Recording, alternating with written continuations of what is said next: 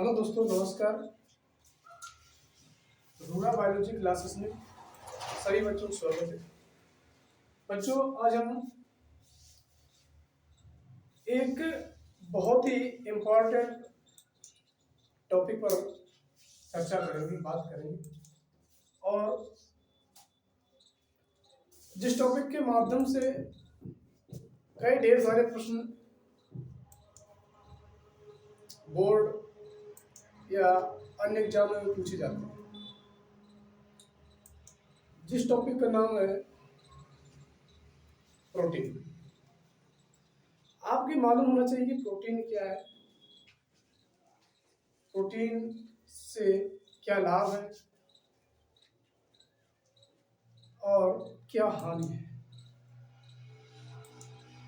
आप लोग daily protein के बारे में जानते होंगे कि हमको समाज में लोग कहते हैं कि प्रोटीन नहीं लोगे तो आपका शरीर तब कमजोर होगा, अन्य बीमारियां भी आपको ग्रसित करेंगी। तो उन्हीं मुख्य बिंदुओं पर हम चर्चा करेंगे कि प्रोटीन क्या है। देखिए, सबसे पहले जो प्रोटीन शब्द का प्रयोग किया था, ये प्रोटीन शब्द का सर्वप्रथम प्रयोग बर्जीलियस नामक वैज्ञानिक ने किया।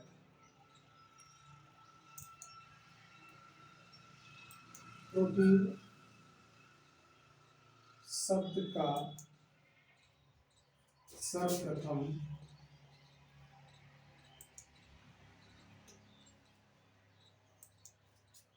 प्रयोग बर्जीलियस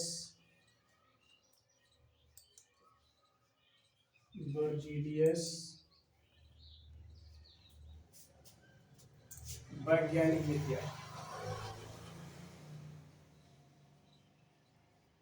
वैज्ञानिक ने किया। प्रोटीन शब्द का प्रयोग सर्वप्रथम बर्जीलियस नामक वैज्ञानिक ने किया।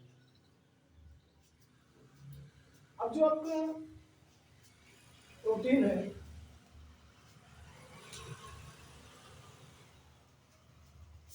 प्रोटीन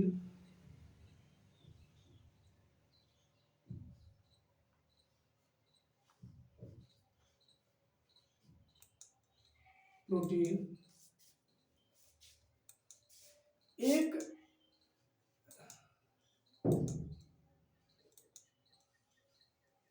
जटिल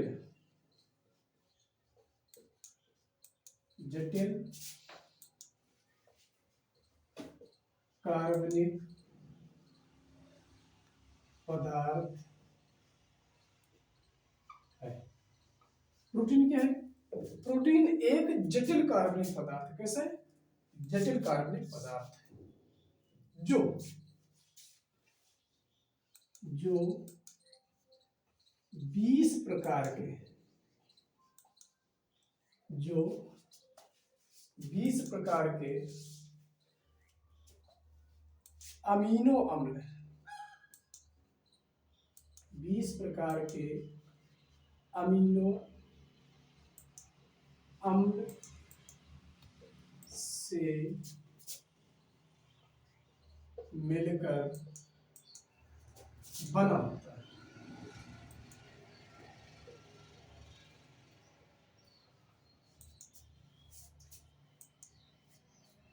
प्रोटीन एक जटिल कार्बनिक पदार्थ है जो 20 प्रकार के अमीनो अम्ल से मिलकर बना होता है।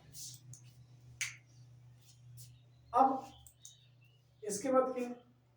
अगर मनुष्य के शरीर में, जो मनुष्य शरीर है, मनुष्य के शरीर में 20 प्रकार के अमीनो अम्ल की आवश्यकता होती। जो हमारा शरीर है, आपका शरीर है, तो मानव शरीर में कुल 20 प्रकार के अमीनो अम्ल की आवश्यकता होती। अगला पॉइंट लिखेंगे हम, मानव शरीर में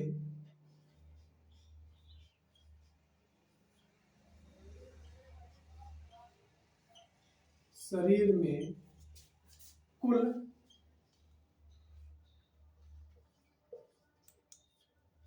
20 प्रकार के अमीनो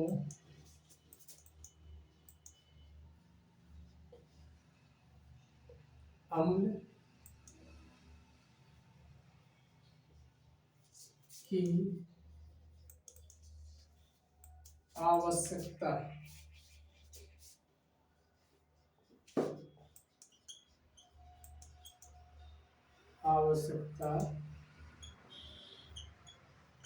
होती है। जो मानव शरीर है, उस मानव शरीर में 20 प्रकार के अमीनो अम्ल की आवश्यकता होती है। अब यहाँ पर एक मुख्य बिंदु आपको दे रहे हैं, नोट।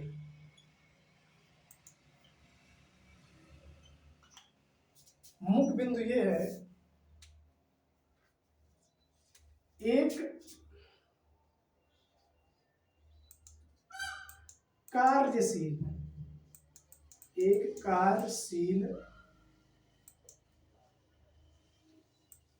महिला को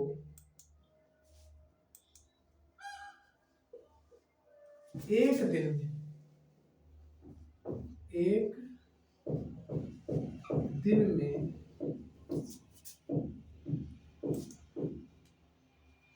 45 ग्राम प्रोटीन की आवश्यकता है।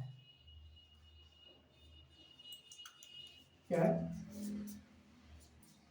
जो महिला एक हार्डवर्क करती है, कठिन परिश्रम करती है, उस महिला को एक दिन में 45 ग्राम प्रोटीन की आवश्यकता होती है। यानी उस महिला को एक दिन में 45 ग्राम प्रोटीन लेना अनिवार्य है। अब यह प्रश्न नहीं बनता कि वो प्रोटीन 45 ग्राम नहीं ले रही तो क्या समस्या?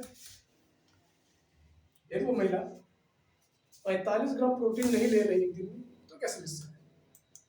समस्या है। समस्या ये है, उसका शारीरिक विकास नहीं हो पाएगा, शरीर दुबला पतला रहेगा और अन्य कोई किसी बीमारियों से ग्रसित होने के चांस हो सकते हैं। तो इतना जो बच्चा स्क्रीनशॉट लेना चाहते हैं, जल्दी से स्क्रीनशॉट ले, इसके आगे इसकी बात करते हैं प्रोटीन की।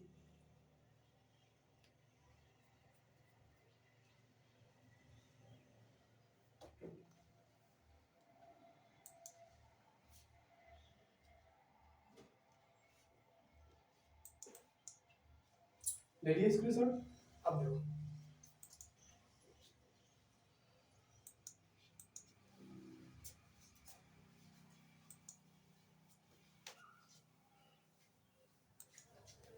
अब इसी के आगे हम बात करते हैं कि प्रोटीन के प्रकार। क्या बात करते हैं? प्रोटीन के प्रकार। प्रोटीन के प्रकार।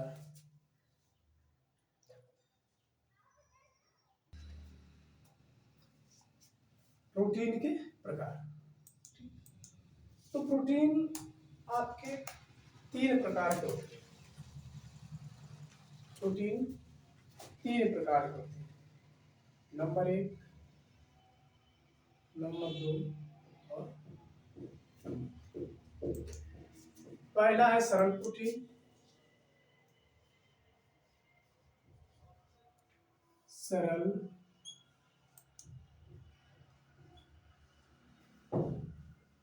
प्रोटीन। दूसरा है आपका संयुग्मी प्रोटीन, यानी संयुक्त प्रोटीन।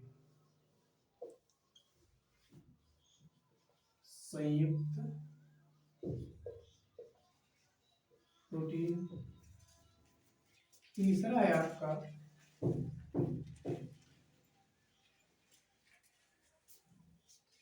व्युत्पन्न प्रोटीन। व्युत्पन्न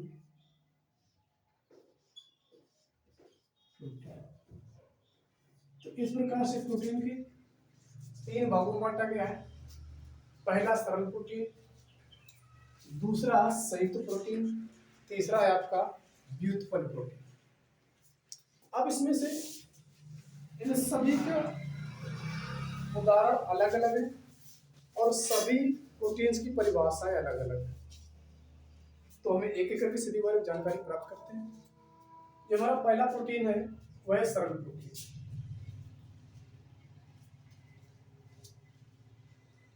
सरल प्रोटीन। देखिए सरल प्रोटीन में क्या होता है? सरल प्रोटीन में वे प्रोटीन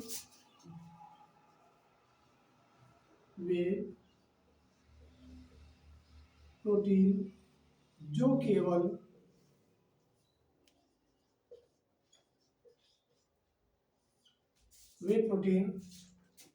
केवल अमीनो अम्लों के बने होते हैं। अमीनो अम्लों से बने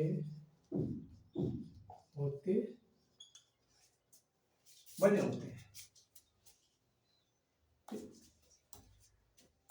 अमीनो अम्लों के बने होते हैं, उन्हें क्या कहते हैं? उन्हें हम सरल प्रोटीन कहते हैं। उन्हें सरल प्रोटीन कहते हैं। अब इसके उदाहरण की बात करें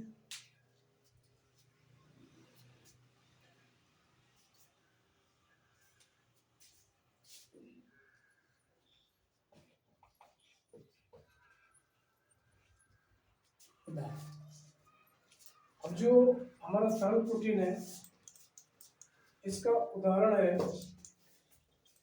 एल्बुमिन,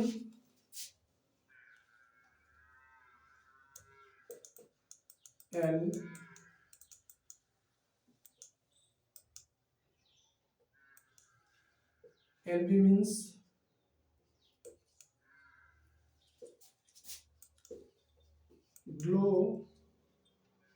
ग्लोब्यूलिन्स,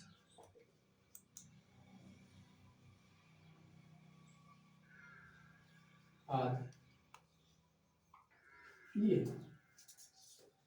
एक बार फिर से देखते हैं। सरल प्रोटीन वे प्रोटीन जो केवल अमीनो अम्ल से बने होते हैं उन्हें सरल प्रोटीन कहते हैं। उदाहरण एल्ब्यूमिन्स और ग्लोब्यूलिन्स। अब दूसरे हम बात करते हैं हमारा संयुक्त प्रोटीन। जो संयुक्त प्रोटीन है वह क्या है और उसका उदाहरण क्या है?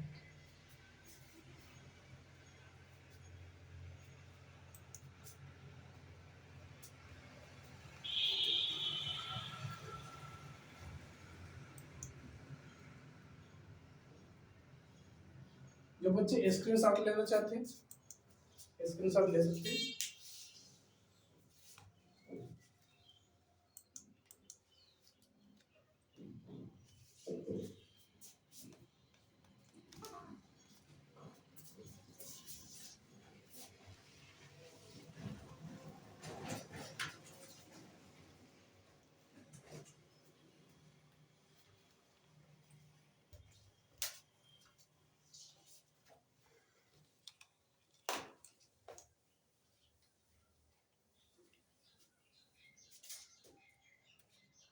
दूसरा हमारा है संयुग्मी प्रोटीन। क्या है? संयुग्मी प्रोटीन। ये संयुग्मी प्रोटीन क्या है? मतलब ऐसे प्रोटीन जिनके अणु आपस में एक साथ जुड़े रहे, उन प्रोटीन को हम संयुग्मी प्रोटीन कहते हैं। देखते हैं वे प्रोटीन्स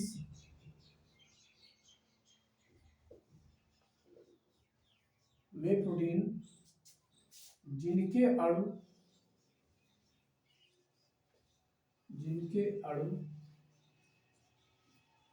आपस में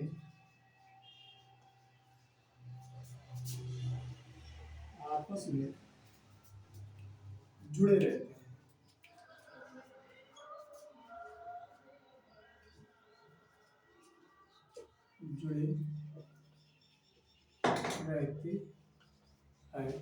संयुग्मी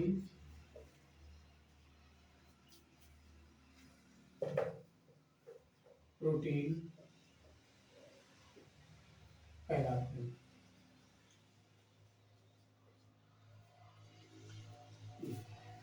मतलब वे प्रोटीन जिन प्रोटीन्स के अणु एक दूसरे में आपस में जुड़े रहते हैं उसे हम संयुग्मी प्रोटीन कहते हैं। अब इसके उदाहरण की बात करें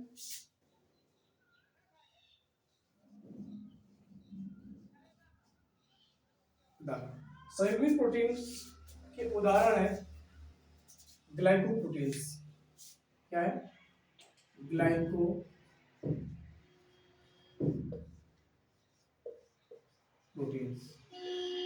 ये इसका मुख्य उदाहरण है और सबसे अच्छा उदाहरण यही है ग्लाइकोप्रोटीन्स।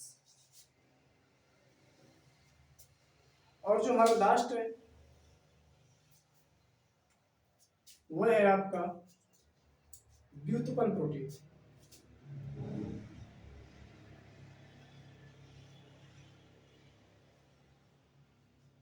व्युत्पन्न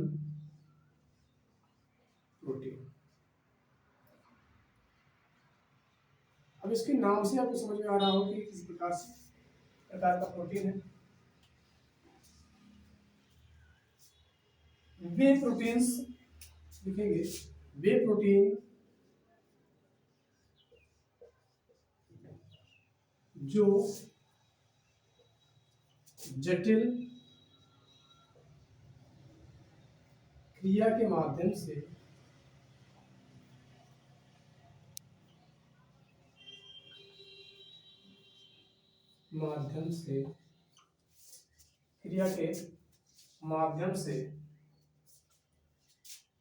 अपघटित होकर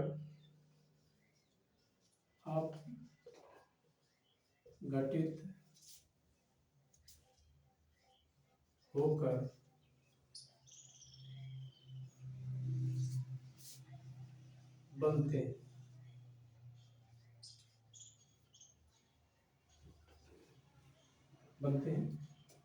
व्युत्पन्न प्रोटीन कहलाते हैं। व्युत्पन्न प्रोटीन कहलाते हैं।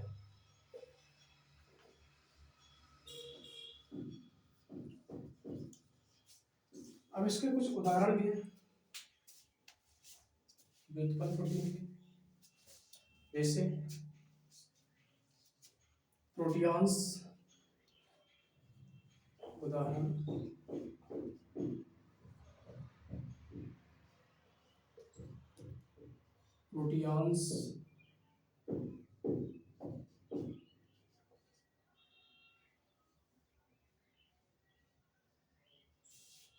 प्रोटियॉन्स का पेप्टोन,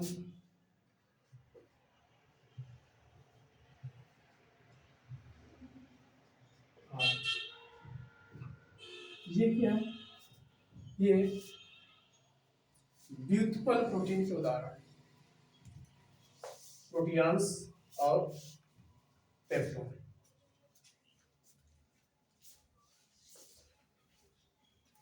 देखिए बच्चों, इसमें क्या है, जो हमारा संयुग्मी प्रोटीन है